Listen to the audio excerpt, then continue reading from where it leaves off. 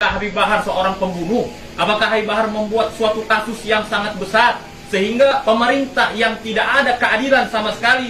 Assalamualaikum warahmatullahi wabarakatuh. Ana Syatiba Habib Bahar bin Ali bin Smith menghimbau kepada seluruh umat muslim di Indonesia dan kepada pecinta Habib Bahar bin Ali bin Smith, mohon doanya pada Abah Ana agar diberi kekuatan, kesabaran dan ketabahan dalam menghadapi ujian Allah Subhanahu wa taala. Insya Allah Ana bisa memperjuangkan Abah Ana. Wassalamualaikum warahmatullahi wabarakatuh. Assalamualaikum warahmatullahi wabarakatuh. Saya istri daripada Habib Bahar bin Smith dan juga mewakili keluarga daripada Habib Bahar ingin menyampaikan kronologis kejadian penangkapan Habib Bahar. Habib Bahar ditangkap dan dijemput oleh tim dari kepolisian, Kementerian Hukum dan HAM, Direktorat Jenderal Pemasyarakatan pada hari Selasa malam sekitar pukul 02.00. Habib Bahar dijemput dengan cara yang sangat-sangat berlebihan, dengan dijemput oleh polisi polisi bersenjata lengkap dengan mengenakan mobil yang sangat banyak pada saat itu, ada puluhan mobil. Dan Habib Bahar pada saat itu ingin meminta izin untuk berpamitan kepada saya, istrinya, dan juga orang tuanya. Itu tidak diperbolehkan, sama sekali tidak diperbolehkan untuk pamit. Ini kenapa gitu, sampai mereka terburu-buru untuk membawa Habib Bahar. Padahal wajar kalau memang Habib Bahar mau pamit, itu wajar. Pamit ke orang tuanya dulu atau pamit ke istrinya itu wajar, tapi tidak diperbolehkan sama sekali.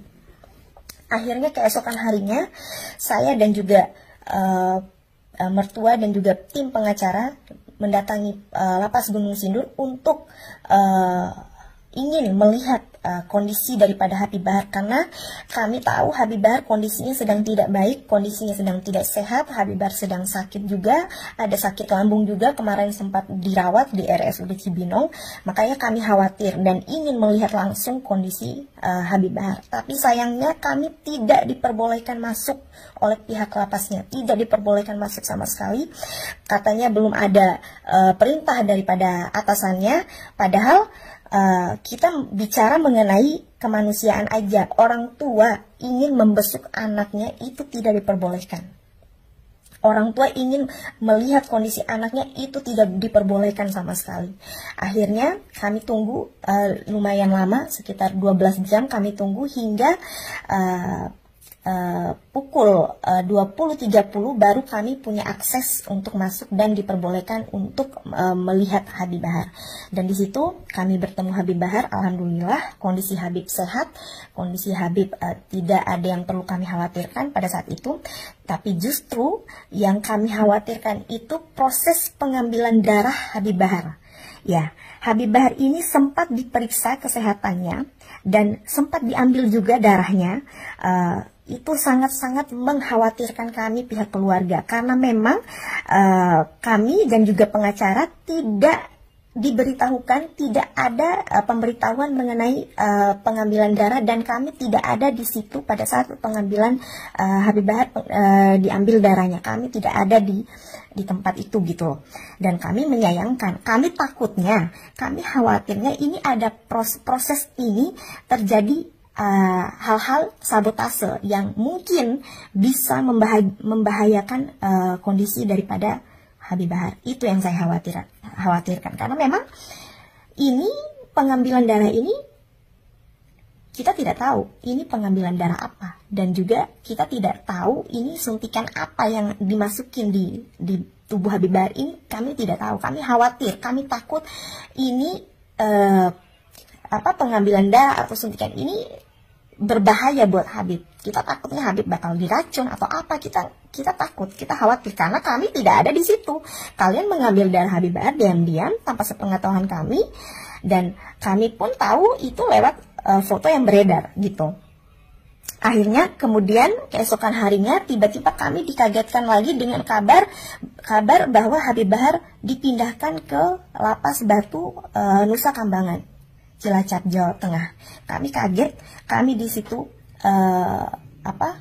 shock, karena memang pada saat pertemuan kami dengan Habib Bahar malam itu, kami sempat menanyakan kepada pihak lapasnya mengenai pembesukan, apakah kami bisa besuk lagi besoknya, keesokan harinya, tapi mereka bilang Habib belum bisa dibesuk karena memang Habib lagi menjalani proses karantina selama 6 hari, dan itu dilakukan di lapas Gunung Sindur. Kami kaget kok tiba-tiba Habib dipindahkan ke lapas Nusa Kambangan. Kami kaget karena memang di sini saya khawatir Habib kondisinya di sana jauh, tidak bisa kami jangkau, dan kami khawatir dengan keadaan Habib yang sekarang ini lagi sakit. Kami tidak bisa memberikan Habib obat, tidak bisa memberikan Habib kebutuhan Habib yang lain. Kami khawatir dengan kondisi Habib gitu loh.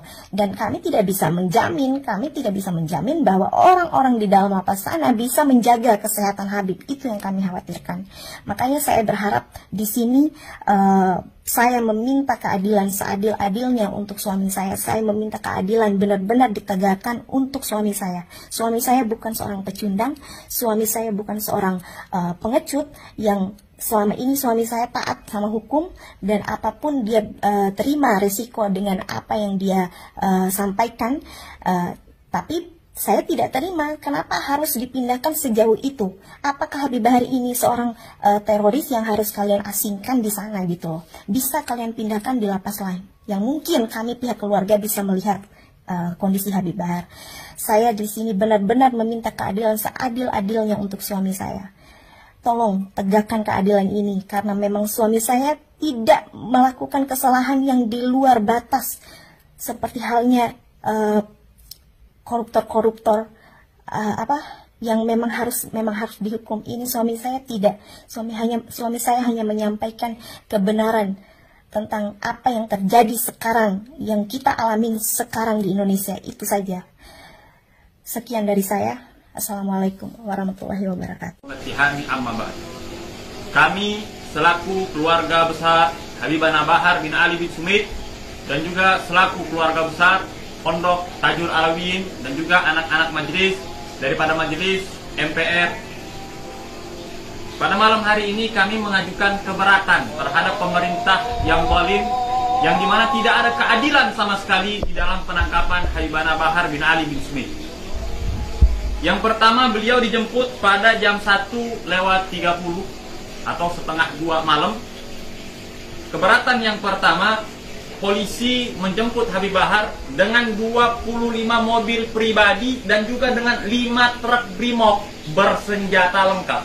Ini ada maksud apa? Apakah Habib Bahar seorang teroris? Apakah Habib Bahar seorang pembunuh? Apakah Habib Bahar membuat suatu kasus yang sangat besar sehingga pemerintah yang tidak ada keadilan sama sekali dalam diri mereka menjemput Habib Bahar sebagaimana menjemputnya seorang teroris? Itu yang pertama. Kemudian keberatan kami yang kedua, ketika Habibana Bahar dijemput, beliau minta izin agar ingin bertemu terakhir kalinya dengan istrinya dan juga dengan keluarganya. Tapi apa jawaban daripada pemerintah yang zalim? Tapi apa jawaban daripada para aparat pemerintah? Mereka tidak mengizinkan Habib Bahar yang terakhir kalinya untuk bertemu dengan keluarganya. Itu yang kedua. Kemudian saudara-saudara, yang ketiga, ketika Habibana Bahar terakhir kali meminta izin kemudian agar bisa berpamitan dengan anak-anak majelisnya dan juga agar bisa berpamitan dengan santri-santrinya, Habib Bahar minta izin agar bisa dipertemukan untuk terakhir kalinya di majelis. Itu pun juga masih tidak diperbolehkan oleh aparat pemerintah yang zalim, yang tidak ada keadilan di dalam diri mereka. Kemudian keberatan kita yang kedua, kemudian keberatan kita yang ketiga adalah Habib Bahar dipindahkan di lapas Gunung Sindur. Padahal tempat awalnya beliau itu di lapas Pondok Rajab. Tapi kenapa kok dipindahkan di lapas Gunung Sindur? Di situ tempat para teroris, di situ tempat para narkoba. Kasus Habib Bahar apa? Apakah seberat itu sehingga Habib Bahar harus dipindahkan di lapas Gunung Sindur, tempat para teroris? Padahal jikalau kita melihat tempat awalnya beliau di Pondok Rajab, beliau harus dikembalikan di Pondok Rajab. Itu yang keempat. Kemudian yang kelima adalah ketika keluarga, istrinya dan juga uminya dan juga keluarga-keluarganya yang lain ketika ingin menjenguk Habib Bahar di Gunung Sindur, juga dengan pengacaranya, justru tidak diperbolehkan untuk masuk. Padahal itu sudah hak bagi keluarganya Habib Bahar, dan juga sudah hak bagi pengacara untuk bertemu langsung melihat kondisi dan situasinya Habib Bahar. Karena beliau ditangkap dalam keadaan sakit, beliau ditangkap dalam keadaan kurang sehat. Keluarga pun akhirnya ingin menjenguk kepada beliau dengan tujuan untuk membawakan beliau obat, dan tidak diperbolehkan untuk masuk. Kemudian banyaknya akhirnya orang-orang yang berdemo ketika itu baru diperbolehkan masuk jam 8 malam. Nah, ini ada apa? Padahal ini sudah haknya keluarga untuk masuk, malah tidak diperbolehkan untuk masuk. Nauzubillah min dzalik. Ini sudah jelas-jelas ketidakadilan yang ada di negaranya kita, dan juga kezaliman terhadap para ulama. Itu keberatan kita yang keempat. Kemudian keberatan kita yang kelima adalah ketika para keluarganya dan pengacaranya sampai di Gunung Sindur bertemu dengan Habib Bahar, polisi menjanjikan agar diisolasi Habib Bahar selama 6 hari 6 malam di Gunung Sindur. Tapi apa jadinya? Belum 1 hari malah Habib Bahar sudah dipindahkan lagi di lapas Nusa Kambangan, di lapas Nusa Kambangan. Nah, padahal polisi seharusnya menepati janji mereka untuk mengisolasi Habib Bahar selama 6 hari 6 malam di Gunung Sindur. Tapi mereka pun mengingkari janji mereka. Itu keberatan, kita sangat-sangat keberatan. Kemudian kita juga keberatan karena ketika Habib Bahar dipindahkan di Nusa Kambangan, itu tidak ada kabar, berita, dan juga tidak ada kabar sama sekali, pemberitahuan kepada keluarganya sama sekali.